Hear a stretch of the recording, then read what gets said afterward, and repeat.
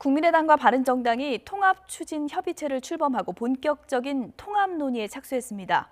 양당의 통합이 가까워질수록 반대파 의원들이 강하게 반발하면서 내분이 격화되고 있습니다. 전문가 세 분 모셨습니다. 김영준 명지대 교수, 최영일 시사평론가, 그리고 김태현 변호사 나오셨습니다. 어서 오세요. 안녕하세요. 안녕하세요.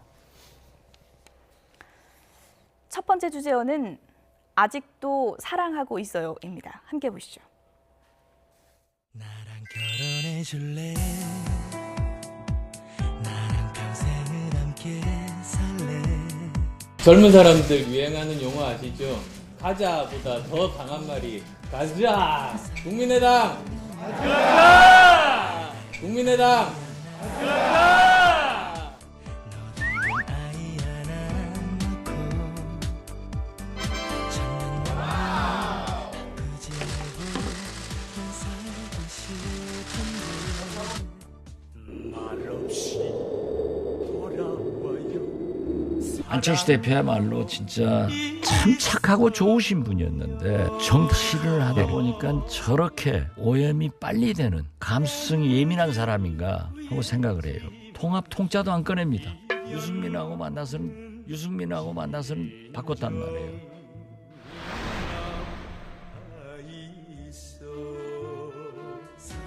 요새 저기 하늘색 넥타이 많이 매시는데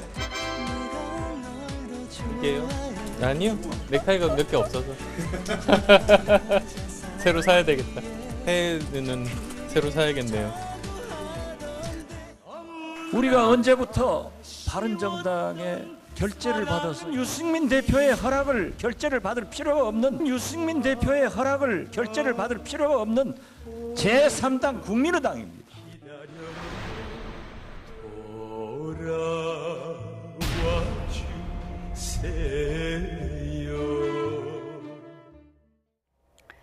박지원 의원이 SNS에 인용했던 남진의 아직도 사랑하고 있어요. 저희가 배경음악으로 선택을 했는데 아직도 사랑하고 있는 게 진심일까요? 어떻게 보십니까? 대한민국 정당사회를 이렇게 쭉 유추를 해보면은 여러 가지의 그 이합 집산들은 참 많았는데요. 이번에도 국민의당 안철수 대표가 추진하는 게 처음은 아니에요. 실은 95년도 9월 달에 당시 김대중 대통령이요. 이기택 총재와의 갈등 속에서 겨우 모든 재산을 다 주고 그리고 나가서 만든 정당이 새정치국민회의입니다. 그래서 새정치국민회의가 이제 96년도 총선에서 79석을 받아가지고 이제 제1당이 됐는데요. 아마도 박지원 지금 의원의 입장에서 봤을 때는 나가고 싶으면은 다 내놓고 나가라. 그런 말리지 몸만 않겠지만 나가라. 몸만 나가라는 것이고 그게 싫으면은 그냥 들어와서 우리 지방선거 때까지 같이 함께 힘을 합쳐서 가자라는 메시지를 명확하게 하는 것이고 아직은 함께 있고 싶은 마음이 더 강한 겁니까? 왜냐하면 결국은 국민의당이라는 거는 기반이 호남이고요.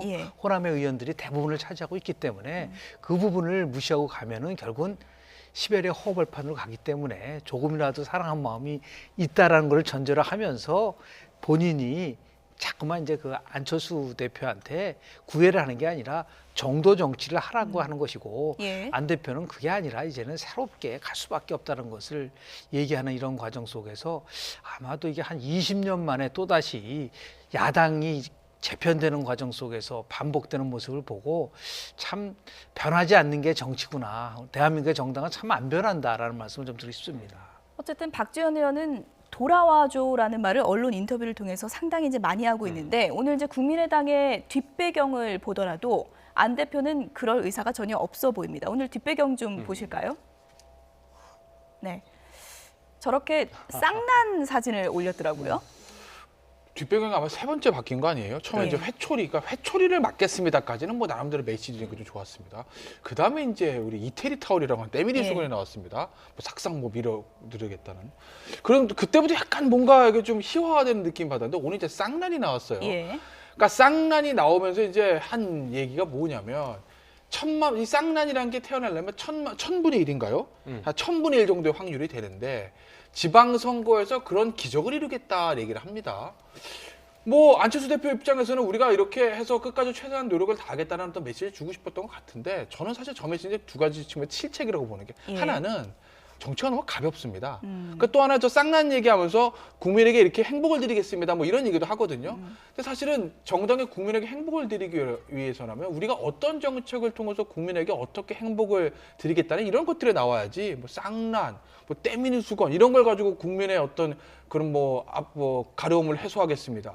뭐 행복을 드리겠습니다. 그건 사실은 좀 너무나 이미지 정치 아니겠어요? 그래도 좀 시선은 가지 않습니까? 시선은 가져가. 예. 언론은 좋아합니다. 예. 당장 오늘 우리가 방송을 하지만 그리고 나서 내일 아침에 일어나고 나면 아무런 메시지가 남는 게 없어요. 그게 하나 있고 또 하나는 굳이 뭐 본인의 입으로 1000분의 1 확률밖에 안 되지만 지방선거에서 기적을 이루겠습니다라는 얘기를 합니다. 예. 뭐 제가 좀 시비를 거는 걸 수도 있는데 그 말을 뒤집어 보면 안철수 대표 머릿속에는 우리 국민의당이 지방선거에서 기적을 이룰 확률이 1000분의 1이구나. 서울시장, 경기지사, 부산시장 이렇게 다 당선될 확률이 1000분의 1밖에 안 되구나는 이런 메시지인가요? 그렇기 때문에 저는 저 쌍난의 이 뒷걸개는 뭐 안철수 대표 나름대로 뭐 노림수는 있는 것 같은데 저는 그다지 좋은 점수를 줄 수는 없을 예. 것 같습니다. 상당히 좀 비판을 많이 해주셨는데 이제 보는 시각에 따라 다를 네. 수 있지만 쌍난이 그러니까 두 당의 합을 그렇죠. 의미한다 이런 저는 뜻도 그렇게 있더라고요. 직관적으로 와 닿았어요. 뭐 그것을 상징하는 것이다. 지금 바른정당과 함께 통합하려는 국민의당의 의지. 그런데 이제 이걸 정지화상으로 백드롭으로 만들어 놓으니까 자, 두 당이 이제 합쳐지는 거구나 하는 느낌은 확 오는데 이 안철수 대표가 정치권에 뛰어들기 전에 서울대 융합대학원장이었잖아요. 이분처럼 융합이라는 말을 예. 융합은 그냥 비빔밥처럼 섞는 게 아닙니다. 화학적인 결합입니다. 이런 얘기를 대선 토론 때도 했어요. 그럼 이 두 개의 쌍난이 합쳐져서 이제 왕란으로 거듭나야 되는 거죠. 하나로 융합돼야 되니까. 그런데 이걸 보는 시각에 따라서는 지금 국민의당에는 두 개의 노른자로 나뉘어 있다. 이렇게 또 이제 풍자적 비판적인 해석을 하는 분들이 예. 오늘 나오시더라고요. 예. 그래서 지금 아까 굉장히 달달한 그 사랑 노래와 함께 예. 유승민 대표와 안철수 대표의 정말 미래가 잘 그려졌는데 영상에는 이 결혼 절차의 돌입. 예. 근데 이혼을 해야 결혼을 하는 거예요. 예. 지금 이혼 안 하면 결혼 못 해요, 법적으로. 그렇죠. 이혼 먼저 해야 네, 결혼하는 그래서 거죠. 이 예. 이혼이 소송으로 가는 이혼이냐, 합의 이혼이냐. 그래서 제 생각에는 지금 안철수 대표가 두 문제를 동시에 풀어야 되는데 예. 빨리 결혼하고 싶은 마음은 이해할 수 있습니다. 모멘텀을 만들어서 지방선거 준비해야 된다. 안철수 대표가 그렇게 전략을 세웠으면 밀고 가야죠. 가는 중인데 발목을 잡고 있는 지금 현처, 전처로 만들어야 되잖아요. 그럼 빨리 이혼 먼저 해야 되는데 예. 이게 답이 잘 안 보이니까 계속 내부 격돌로 보여져서 쌍난이 다른 의미로 이제 해석되는 이 여지들이 나오고 있는데 이걸 빨리 끊어내야 될 것 같습니다. 내부 격돌이 끝나지도 않았는데 지금 뭐 통추위도 결성하기로 했고요. 그리고 오늘 안 대표하고 하태경 의원은 나란히 또 영화도 봤더라고요. 예. 일단은 뭐 이제 분위기를 만들어가는 건데요. 조금 전에 말씀드린 거를 이제 우리 정치학적으로 얘기하면 상징 조작이란 말을 씁니다. 그러니까 심발릭 모니플레이션이라 해서 그 상징성을 통해서 국민들에게 관심을 이끄는 건데요. 실질적으로 그것이 성공을 거두기 위해서는 누가 봐더라도 그 상징성이 그걸 주도하는 인물과 부합이 돼야 되는데 예. 그것을 이제 어떻게 만들어가는 과정을 이제 안철수 대표가 만들어가고 있는 거라고 봐요. 뭐 목도리도 한다든지 오늘 같은 것처럼 이제 하태경 의원과 같이 영화를 본 다 이게 이제 상징 조작인데요. 예. 이것이 주는 강도가 강하게 작동이 되려고 했을 때는 그 시대에 정말 국민들이 절실히 느끼는 부분들, 예를 들어서 어떤 드라마가 나왔을 때 그 드라마, 도깨비들이라는 드라마가 나왔을 때 그거 매칭을 한다 그래야 되는데 저거는 이렇게 깜짝 방문하는 부분들에 대해서는 상징 조작의 강도가 이렇게 강하지는 않을 수가 있는데 문제는 뭐냐면 이게 정치라는 거는 아무리 의지를 갖다 하더라도 절차의 정당성이라는 게 있어야 되기 때문에 예. 결국은 앞으로 있을 그 전당대회를 어떻게 성공적으로 잘 끌고 갈 수 있고 그것이 만약에 제대로 이루어지지 않으면은 예. 아무리 본인의 의지와 명분이 있다 하더라도 엄청난 후폭풍이 불 수밖에 없다. 그 지혜가 아마 지금 안철수 대표한테는 절대적으로 필요한 시점이라고 봅니다. 하태경 의원이 안철수 대표 비판한 것도 제가 여러 번 들은 걸로 기억을 하는데 요즘에는 안 대표와 내가 케미가 잘 맞는다 이런 얘기를 또 하시더라고요. 같이 손잡고 영화까지 보러 가는데 예. 무슨 비판할 수 있겠어요. 어차피 하태경 의원하고 이제 안철수 대표는 같은 길을 가야 될 사람들이고 아마 두 사람이 이제 영화 이제 1987 본 거는 나름대로 좀 노림수도 좀 있었을 거예요.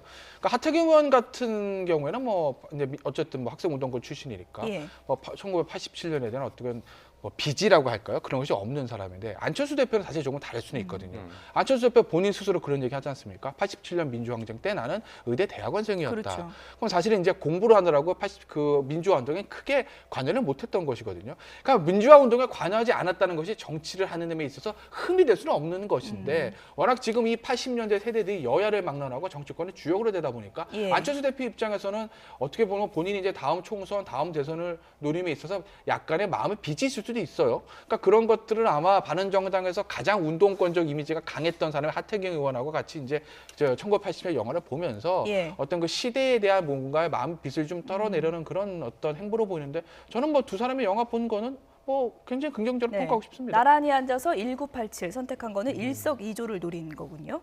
어쨌든 바른정당에서는 요즘 국민의당 통합 반대파에 대한 공세도 상당히 강화하고 있습니다. 유승민 대표 얘기 들어보시죠. 또 더 중요한 것은 유승민 대표 지난번 대통령 선거에서 10%도 못 받아 가지고 선거 비용 보전을 못했어. 빚덩어리야. 이걸 또 국민의당이 껴놔야 돼. 그래서 여러 가지로 어려워요. 이렇게 발언했습니다. 지난 대선에서 저는 다른 정당의 대선 후보로서 돈 안 쓰는 선거를 치렀습니다. 정말 저비용 선거를 돈 안 쓰는 선거를 치렀고 그 결과 돈이 남았습니다. 그리고 지금 현재 우리 바른정당은 부채 제로입니다. 이것은 명백한 허위 사실이고 바른정당의 명예를 심각하게 훼손한 발언입니다. 저는 즉시 박지원 의원에게 공개적으로 사과할 것을 요구합니다. 공개 사과하지 않으면 그 다음 조치를 반드시 취하겠습니다. 네, 이렇게 유승민 대표가 공개 사과해라 이렇게 요구하자 박지원 의원이 SNS에 입장을 남겼습니다. 나는 거짓말하는 졸장부 아니다. 자신 있다 하면서 같이 못한다는 말, 나 오히려 감사하다. 갈 마음 없다. 이렇게 네. 이제 단호한 입장을 밝혔습니다. 그러니까 지금 예. 박지원 의원과 유승민 대표의 기싸움은 뭐 이미 오래됐죠. 어찌 보면은 안철수 대표가 손을 잡으려고 하는데 가장 강한 걸림돌이 박지원 의원 아니겠습니까? 박지원 의원이 지금 좌장이 돼 있죠. 반대파에. 물론 그 외에도 지금 다수의 의원들이 있습니다만 오늘도 긴급회동이 있었고 거기서 여러 가지 얘기가 나왔습니다. 그런데 박지원 의원이 지금 이제 아까 얘기했던 요건 좀 진실 공방은 한번 풀긴 풀어야 돼요. 자, 빚더미에 있는 정당 아니냐. 그리고 원내교섭단체도 없고 합쳐봐야 이게 민주당 일부 의원이 얘기하듯이 마이너스 통합이 되는 건데 이게 무슨 통합이냐. 명분이 있느냐. 지금 돌아와라. 계속 얘기하고 있는 거잖아요. 근데 이 메시지에 대해서 이제 상대 쪽에 지금 미래 대상인 유승민 대표가 발끈한 거예요. 우리 부채 제로다. 빚더미라는 말은 허위사실 유포다.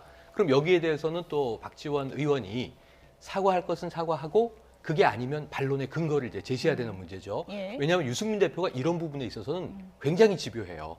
과거에도 19대 국회 때도 그랬고 여당이었을 때도 본인에 대한 허위 사실은 고소고발 많이 했어요. 소송도 했어요. 그런 대목에 있어서는 박지원 의원도 여기에 대해서는 좀 발목 잡힌 거 아닌가 하는 생각이 드는데 문제는 이게 소송전으로 가면요. 사과 안 하면 다음 조치, 법적 조치 아니겠습니까?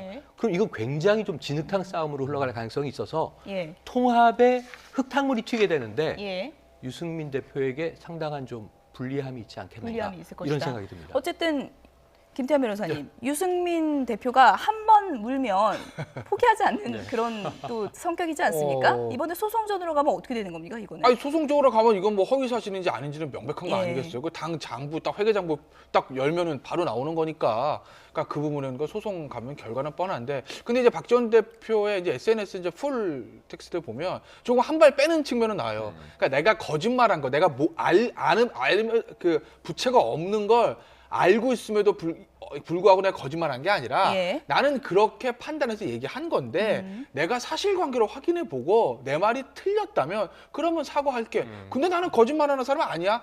지금은 내 말이 맞지만 내일 한번 자고 일어나서 확인 한번 해볼게. 약간 이제 사실은 톤을 좀 낮추거든요. 그럼 내일 아침에 자고 일어나서 정말 회계장부 봤더니 그 빚이 부채가 0원이 아니라고 하면 그러면 이제 당연히 사과를 해야 되는 거죠. 근데 사과 안 하면 앞서도 말씀하셨듯이 유승민 대표는 그런 부분에 있어서 한 번 물면 놓지 않기 때문에 아마 소송 전으로 갈 거고, 왜냐하면 유승민 대표 입장에서는요, 이게 단순한 어떤 명예나 이런 문제가 아니라 통합의 정당성 훼손의 문제거든요. 그러니까 우리 통합이 어쨌든 이 중도 개혁, 중도 보수와 중도 진보가 만나서 중도 세력을 튼튼하기 위한 이런 명분을 가지고 하는 통합인데, 마치 저게 부각되면 야, 바른정 돈 없다며, 그래가지고 빚 깔라고 국민의당 합치는 거라며, 이렇게 돼버릴 수 있으니까 유승민 대표 입장에서는 당연히 이건 피할 수가 없고 끝까지 가는 것이 맞죠. 어쨌든 박지원 의원은 유승민 대표를 대하는 태도랑 안철수 대표를 대하는 태도가 지금 상당히 상반되는 걸 확인할 수 있는데요. 안 대표에게는 아직도 사랑하고 있어요, 돌아오라 하는데, 유승민 대표에게는 꽃가마 태워줘도 안 간다. 일종의 좀 갈라치기 전략입니까? 이거는 왜냐하면 유승민 대표가 실은 패착을 한 경우가 있어요. 왜냐하면 처음에 합당 논의가 나왔을 때 두 가지 전제 조건을 달았습니다. 하나는 햇볕 정책을 포기하라. 그리고 호남 지역주의를 청산하라고 했는데, 이것은 엄밀하게 따지면 박지원 지금 의원의 입장에서 봤을 때는 이건 도저히 받아들일 수 없는 부분들이 있기 때문에 그러한 구원들이 분명히 있습니다. 근데 중요한 것은 저 두 사람의 단순한 뭐 빚이 있느냐 없느냐 그 논쟁이 중요한 게 아니라 통합을 해서는 플러스 효과가 있느냐 마이너스 효과가 있느냐인데, 지금은 두 정당의 통합이 플러스로 가지는 않고 누구는 배제하는 통합 이렇게 가다 보니까 마이너스로 갈 수밖에 없고 그것을 감수할 수밖에 없다는 것을 보여주는 부분이기 때문에, 이것이 두 정당이 통합을 했을 때 과연 시너지가 있을까에 대해서 아주 큰 의문을 갖게 하는 두 사람의 논쟁이라고 저는 봅니다. 안철수 대표 입장에서 오늘 언론 인터뷰에서 일종의 영호남 통합의 시너지 효과가 있을 거다라고 얘기를 했는데, 이 부분은 어떻게 보십니까? 그거는 지금 논쟁으로 봐서는 전혀 안 맞는 거예요. 왜냐하면 또 그렇게 얘기를 하면서도 안철수 대표는 최근에 또 뭐라고 했냐면 수도권 중심의 젊은 정당을 만들겠다는 표현까지 했기 때문에 이게 자꾸만 말이 이렇게 바뀌게 되고, 중요한 것은 어쨌든 간에 영호남이 통합이 되려고 한다면 호남 지역에 있는 의원들을 끌어안고 갈 수 있는 통합이 되지 않으면 그게 불가능한데, 저런 식으로 논쟁이 계속 나오면은 자신들이 생각하는 것을 추구하기가 굉장히 어려울 수밖에 없다고 봅니다. 어쨌든 안 대표가 결혼 추진을 멈출 것 같지는 않거든요. 그렇게 되면 당에서 호남 지키기로 불리는 이른바 박정천 새 의원은 어떤 결정을 할까요? 그러니까 지금 오늘 반대파 긴급 회동 그리고 의총 요구도 했습니다만, 거기서 나온 이야기는 뭐냐 하면, 자, 신당 추진까지도 준비해야 한다, 이 얘기가 오늘 나온 거예요. 지금 근데 여기서 이제 먼저 전제할 게, 아까 합의 이혼이라고 우리가 얘기할 때 좀 애매합니다. 아까 우리 교수님 말씀처럼, 자, 안철수 대표가 다 놓고 당신 가라, 합당하고 싶으면 제3지대에서 바른정당하고 합치든 말든 지지하는 의원들을 끌고 가셔라. 이게 이제 박지원 의원의 이야기인데, 안철수 대표는 뭐야, 지도부가 난데, 이 당의 오너, 주인은 난데, 그럼 나를 반대하는 당신들이 조용히 나가 주셔야지, 지금 이 얘기거든요. 근데 그 사이에 뭐가 놓여 있냐면 비례대표 의원들이 놓여 있는 거예요. 13석이잖아요. 이 39석 중에서. 이 적지 않은 3분의 1에 달하는 이 비례대표들이 과연 어느 쪽으로 넘어가는 거냐에 따라서 국민의당이라는 이 타이틀을 누가 유지할 것이고 어느 세력이 나갈 것이냐, 이게 아직 정리가 안 됐어요. 그러니까 쉽게 말하면 합의이혼을 할 때 재산분할에 대한 룰이 결정이 안 돼 있는 겁니다. 그러니까 이걸 끝까지 지금 밀고 가서 전대를 치르겠다는 상황이거든요. 이거를 안철수 대표가 굳이 내보낼 사람 내보내고 남길 사람 남겨서 바른정당과 합치려면 이 부분을 지금 빨리 정리하지 않으면 전당대회가 제가 관측컨대는 아수라장이 될 가능성이 매우 높다. 이걸 정리해야만 깔끔하게 서로 분당, 탈당, 합당, 이 세력이 딱 정리될 수 있다고 보거든요. 근데 아직은 오리무중이네요. 기왕 이혼의 비유를 했으니까 변호사께 좀 이런 질문을 할 거예요. 지금 그러니까 이혼을 할 건데 집문서를 누가 갖느냐 이거 갖고 다투는 거 아니겠습니까? 이런 경우에 누가 가져야 됩니까? 재산분할이요? 재산분할 협의하기 나름이에요. 협의하기 나름입니까? 그래서 저는 이 협의 과정의 물밑에서도 움직임이 있을 거라고 하니까, 재산분할 조금만 말씀드리면, 재산분할은 이제 협의를 하는 거고, 협의가 안 되면 이제 판결로 하는데, 판결도 사실은 판사 직권이거든요. 그러니까 재량중 요소가 굉장히 많다는 거죠. 이 집을 부인이 가지든 남편이 가지든 정말 그때그때 다른 겁니다. 근데 지금도 이제 아마 그런 협의에 대한 문제들이 좀 있을 것이 같은 것이, 아마 이 설득 나가는 쪽이나 나가는 쪽 입장에서 보면, 이제 호남파 의원들 입장에서 보면요, 지금 설득 나기가 쉽지가 않을 거예요. 왜냐하면 나가서 뭐 신당 얘기 나오는데, 신당 만들려면 사실 최소한 교섭단체 돼야 되거든요. 국고보증금 때문에도. 근데 지금 통합 반대 보면 18명입니다. 근데 그 중에서 2명은 비례대표입니다. 박주현 의원하고 이상돈 의원이에요. 두 사람 빠지면 16명입니다.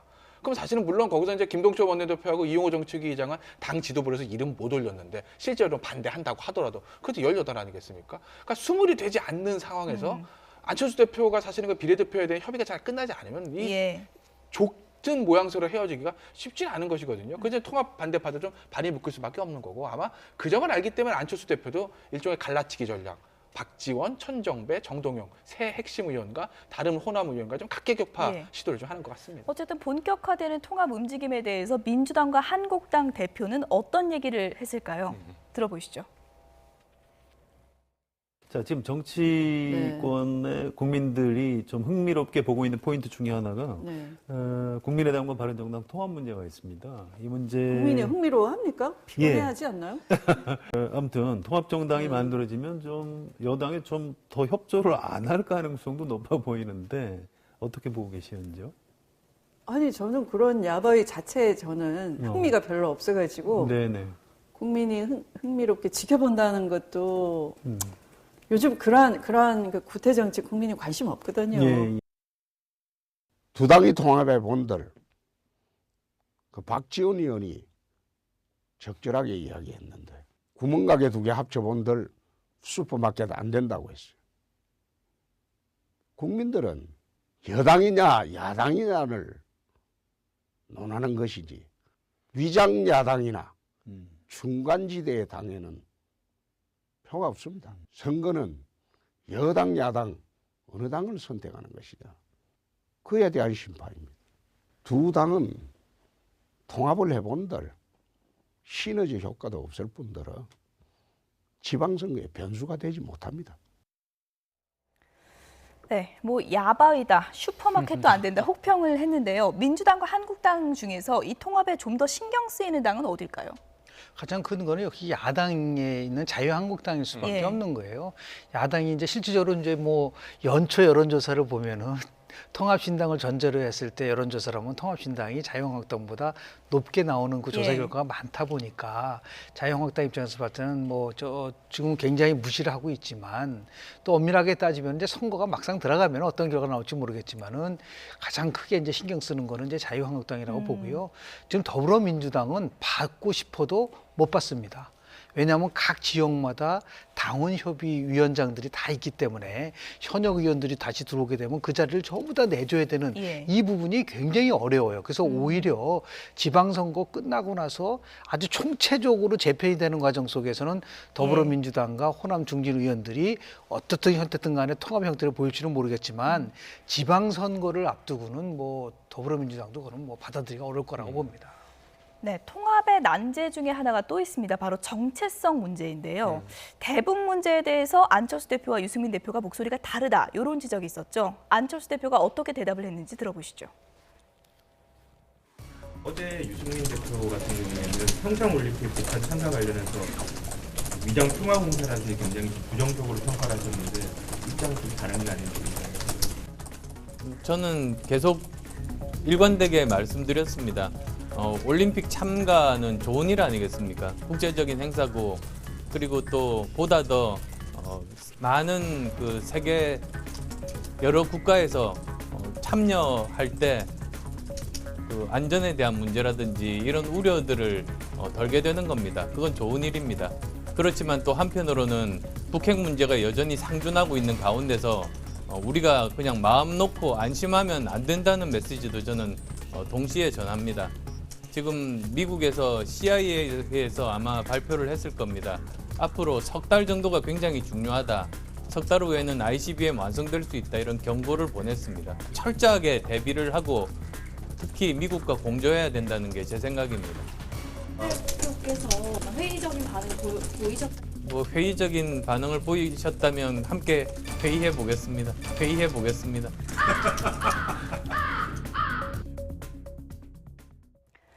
오늘도 마무리는 아재 개그로 했는데요. 어쨌든 대북 문제 해법에 있어서 유승민 대표와 다르지 않다는 걸 보여주려고 대답을 한 것 같은데 제가 보기에는 아직도 좀 다른 것 같은데. 다르죠. 그러니까 아까 영호남 통합 세력이다 이렇게 주장하는 게 안철수 대표 입장인데 이 메시지도 그 얘기입니다.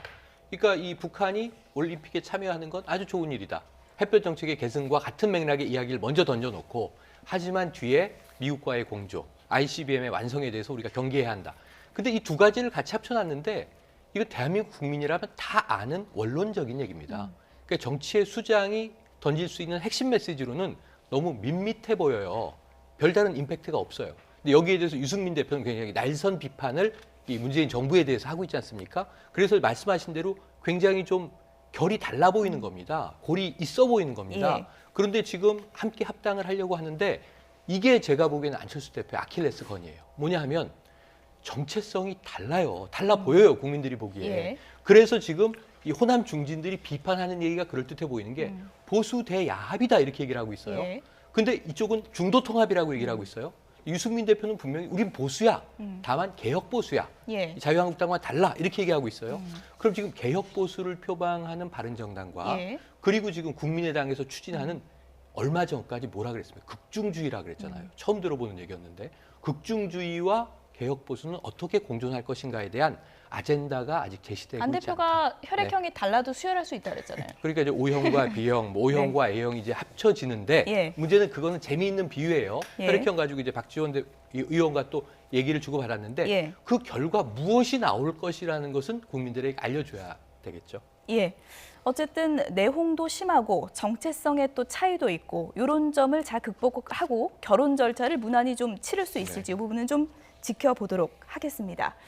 요즘 지방선거에 올인하고 있는 홍준표 대표, 오늘은 누구를 만났을까요? 함께 보시죠.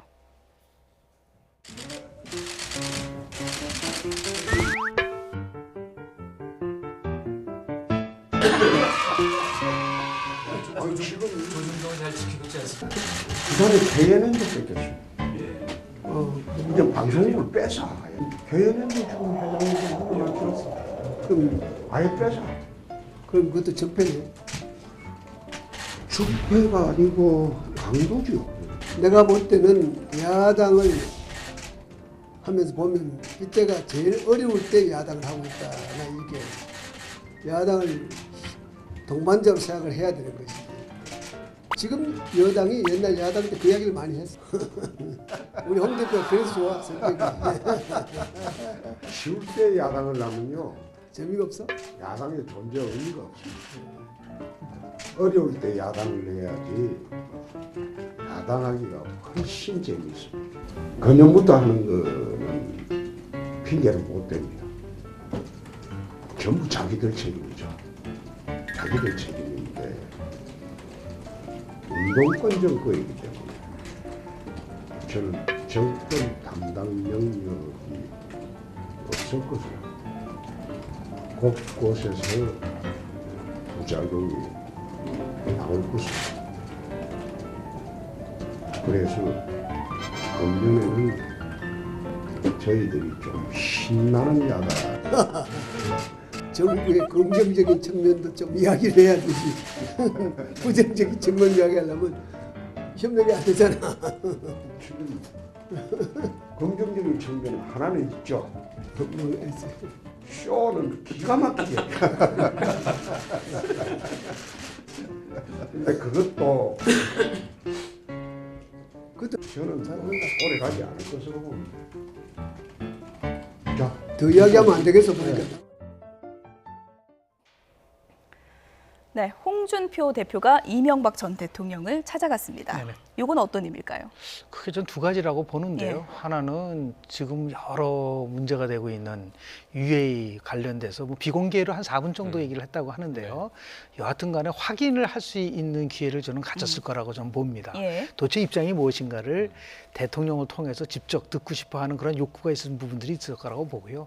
또 하나는 상징적으로 친박은 더 이상 존재하지 않는다. 그러니까 결국 이제 친이 세력과 예. 더불어서 이 자유한국당은 재편된 것을 상징적으로 보여주는 부분들. 그러니까 친박은 거의 몰락했다고 볼 수밖에 없는 거기 예. 때문에 이것이 이제 결국은 보수 세력들에게 지금도 보수도 보면은 한 반 정도는 친박 세력이고 반은 비박 세력이거든요. 그러니까 친박 세력으로 하여금 세상 변화했다는 것에 대한 인식을 통해서 이제는 자신들을 적극적으로 도와줘야 되지 않겠느냐라고 하는 일종의 아까 얘기하는 그 상징 조작과도 같은 예. 부분들이 있는데 저런 내용을 좀 보면은 글쎄요. 저 내용을 봤을 때 얼마만큼 많은 국민들이 동의를 할까에 대한 부분은 저 별개의 문제라고 저는 봅니다. 어쨌든 뭐 대화 중에서 이명박 전 대통령의 이른바 뭐 작심 발언이라고 표현을 할까요? 방송사 얘기 나오니까 그것도 적폐네 이러면서 적폐의 공을 반대편으로 돌리는 또 이런 대화도 있었습니다. 그 이명박 전 대통령이 이제 바레인 출국할 때 기자회견 예. 때부터 나온 이제 방패가 적폐청사 아니라 정치보복 이제 그 프레임 아니겠습니까? 예. 그러니까 이명박 전 대통령 입장에서 뭐 댓글 사건으로 해서 이제 다스까지 본인 사정이 굉장히 좀 힘들어지는 분위기인 거죠, 처진 거죠. 아마 그것을 아마 그 현 정권의 어떤 적폐청사 아니라 정치보복이라는 얘기를 하고 싶었던 거고 그 와중에서 그 현 정권이 우리를 보고 적폐라고 하는데 우리뿐만 아니라 당신들도 적폐다. 당신들이 우리에게 했던 과거에 잘못된 거 당신들도 그대로 하고 있지 않냐. 이 얘기를 하고 싶었던 거 아니겠습니까? 예. 어쨌든 이명박 네. 전 대통령이 요즘에 상당히 좀 검찰 수사로 상당히 압박을 받는 그런 그렇습니다. 상황이지만 연말에도 대대적인 또 연말 회동도 하고요. 네. 이렇게 또 야당 대표도 공개적으로 만나고 그렇죠. 이런 거는 어떤 대응이라고 봐야 될까요? 지금 정치적으로 예. 사실은 전전임 대통령이잖아요. 예. 그러니까 어찌 보면 국가 원수를 지냈던 인물이긴 하지만 지금 당장은 적폐의 도마 위에 올라서 굉장히 타겟이 돼 있는 상황이에요. 박 전 대통령은 지금 이제 재판에 양형을 다투고 있는 상황입니다. 물론 아무리 골석 재판으로 이루어지지만 결국 올해 1심 재판의 판결은 떨어지겠죠. 예. 그리고 이제 홍준표 대표조차도 말씀하신 대로 친박은 버렸습니다. 지금 이 시간에 최경환 의원은 구속실질 심사가 이루어지고 있어요. 구속 여부가 아마 내일 새벽엔 또 나오게 될 거예요. 예. 이게 뭐 기각이 돼서 구속되지 않든 아니면 구속이 되든 자 이우현 의원도 마찬가지 입장이고요. 이런 상황에서 이제 홍준표 대표가 지켜내고자 하는 것은 자 박 전 대통령, 박 정권은 버렸고 이미 야당의 입장에서도 예. 그렇다면 MB 정부의 적통은 우리가 지켜야겠다. 그리고 사실 홍준표 대표가 거슬러 올라가면 친박계보다는 친이계와 오히려 일맥상통했던 것도 사실이죠. 이 자리에서 무슨 얘기까지 했냐면요. 요즘에 다세기가 하도 이제 회자가 예. 되니까 내가 그때 BBK 대책을 맡았던 인물이다라고 이제 스스로도 공개를 합니다. 예. 그러니까 이 부분에 있어서 당시에 내가 이명박 후보를 지켜냈듯이 이번에도 이명박 전 대통령을 제1야당인 자유한국당이 지켜내겠다라고 지금 같은 맥이라고 하는 것을 여기서 이제 강조하고 있는 대목이에요. 그 다음에 이제 한꺼풀 더 거슬러 올라가서 JP까지도 찾아가게 되는 거죠. 예. 오늘 뭐 홍준표 대표가 난을 선물했는데 그 난에는 또 따뜻한 봄이 바야흐로 온다. 양춘 막내 이런 또 글귀가 적혀 빨리 있었던데요. 봄이 오고 싶겠죠. 예. 그러나 이제 겨울이 지나야 봄이 오는 거와 마찬가지로고요. 예. 보통 우리나라에서는 10년 정권 교체 주기설이라는 게 있어요. 그렇죠. 한번 정권을 잡게 되면은 10년이 갖다 바뀌게 되는 이런 부분이 있기 때문에 저는 바로 따뜻한 봄이 오기는 어려울 거라고 봅니다. 그러니까 보수가 지금 몰락하고 있는 것을 어떻게든 간에 이거를 예. 회복하려고 하면 몇 가지 전제 조건이 있어요. 항상 제가 강조하지만은 보수 참여력을 써야 된다. 이유 어떻든 간에 정권을 뺏겼으면 왜 뺏겼는지에 대한 참여를 먼저 하고 그 다음에 미래를 향해서 갈 수 있는 미래 보수, 마지막으로 보수가 지향하는 가장 핵심적 가치가 뭐냐를 국민들에게 설득할 수 있는 작업이 있어야 되는데 그런 거 없이 시간이 지나면 저절로 이 정부는 무너지고 그래서 보수가 복원할 것이다. 그런 것은 예. 제가 볼 때는 오지 않는다라고 생각하고 말씀드립니다. 오늘 김종필 전 총재도 찾아갔다고 하는데 어떤 의미가 있을까요? 좀 중도 보수 확대다 이런 의미도 해석이 나오던데요. 뭐 홍준표 대표가 이제 자유한국당을 보수의 이제 본산이라고 예. 얘기를 합니다. 그리고 자유한국당 중심으로 저기 보수를 통합하려고 하는 거죠. 아마는 바른정당의 또 문제도 좀 신경을 쓰일 거고요. 그러다 보니까 지금 보수에 남아있는 보수 진영에서 남아있는 정치계 이제 큰 어른들, 그러니까 전직 대통령 이명박 전 대통령, 그다음에 총리였던 JP까지 찾아가는 거 아니겠습니까? 가서 아마 그런 의미들 보수의 적자는 두 분 다 JP잖아요. 맞아요. 아 오늘 그런 얘기 했다고 하죠. 예. 저도 JP라고. 뭐 예. 이름 이니셜은 JP인 건 맞죠. 예. 뭐 그래서 어쨌든 이 보수의 통합의 어떤 측면에서 예. 보수 정치의 어떤 그 어른들을 좀 찾아간 거 아니겠나 그렇게 봅니다.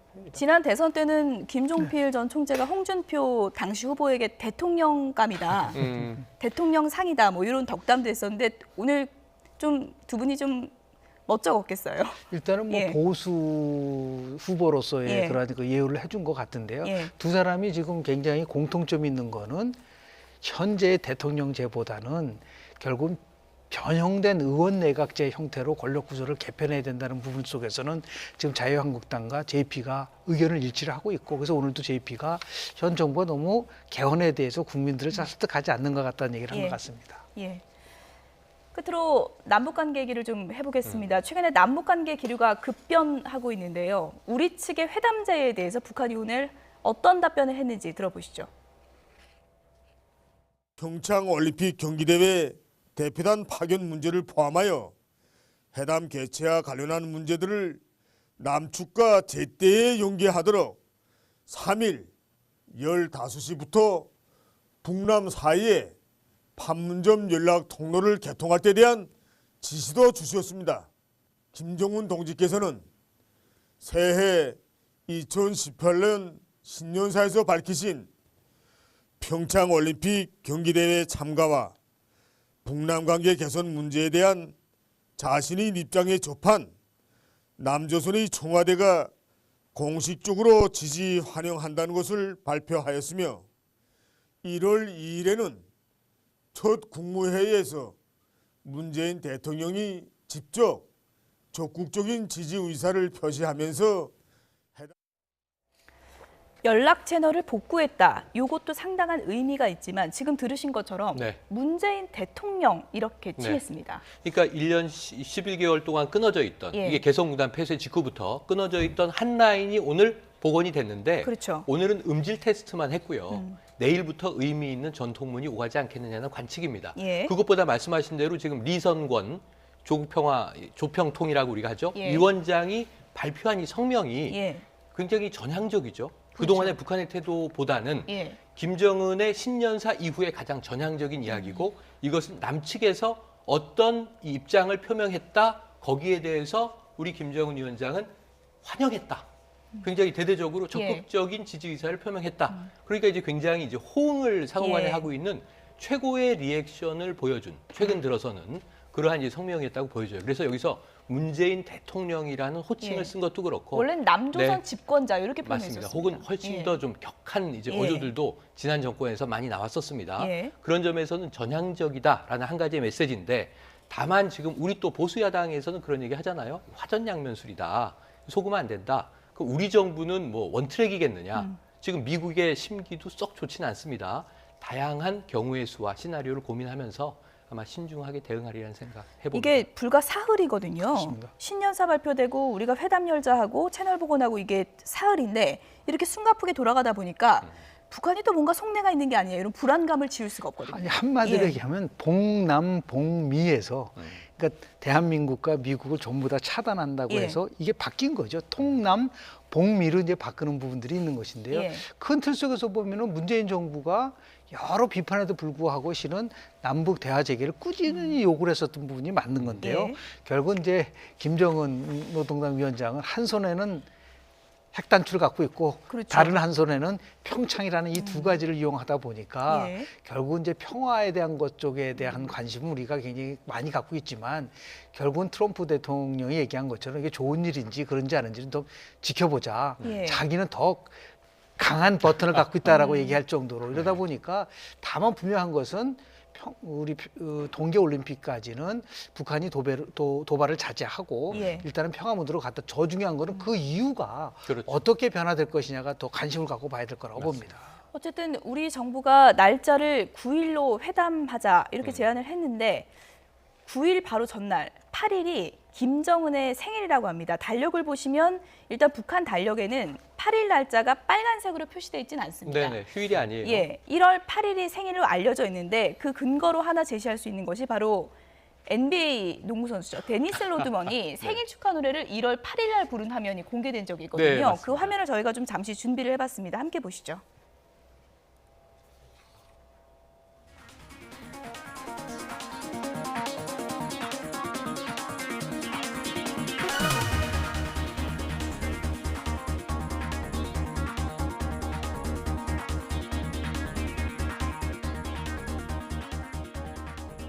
Happy birthday to you. Happy birthday to you. Happy birthday to you.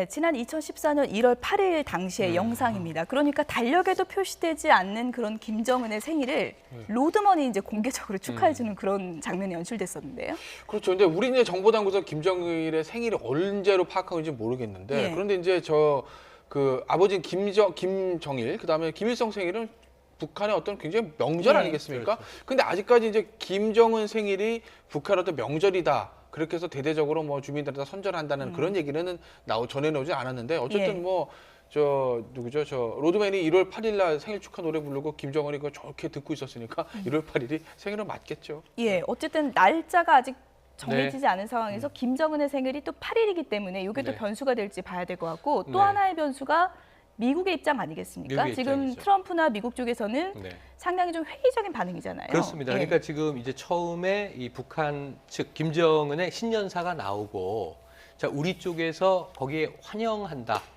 대화를 제의한다. 이게 28시간 만에 나왔어요. 근데 사실은 6시간 만에 청와대가 논평을 냈습니다. 환영한다라는. 근데 그 사이에 미국과 접촉을 했다라는 이야기를 청와대가 밝히죠. 그래서 우리가 독자적인 입장을 냈다기보다는 지금 미국 측과 끊임없이 조율을 하고 있는 과정으로 보여지는데 그럼에도 불구하고 미국이 간단하게 한마디 했어요. 그것은 당사국들이 알아서 선택할 문제이다. 예. 우리가 개입할 문제가 아니다. 각각의 주권을 가지고 있으니까 남과 북이 대화하고 싶으면 해라. 그런데 그 뒤에 토가 나와요. 우리는 회의적이다. 이렇게 얘기를 해요. 예. 그러고 이제 이 트럼프 대통령의 이 처음에 들어갈 땐 지켜봅시다 하고 이 송년 만찬 들어갔는데 그 다음에 나온 얘기는 이게 좋은 일일 수도 있으나 그렇지 않을 수도 있다. 예. 그리고 이제 핵 버튼 우리 건 작동한다 이런 얘기가 나온단 말이죠. 그러니까 이 미국의 입장에서 상당히 강경하고 싸늘한 어조인 게 사실이고요. 예. 우리가 이 남북 간에 일단은 평창을 전제로 하더라도 이 회담을 하기 전에 미국 측과 충분한 조율을 하는 것, 안보 태세, 공조 태세에 있어서의 빈틈이 없이 우리가 공조를 유지하는 것은 아주 중요한 대목으로 예. 보여집니다. 어쨌든 북한의 모처럼의 화해 제스처가 단순히 평창만을 향해 있는지 아니면 남북관계 전반을 향해 있는지 이 부분은 앞으로 좀 지켜봐야 될 대목인 것 같습니다. 김영준 교수, 최영일 시사평론가, 김태현 변호사 세 분이었습니다. 고맙습니다. 고맙습니다.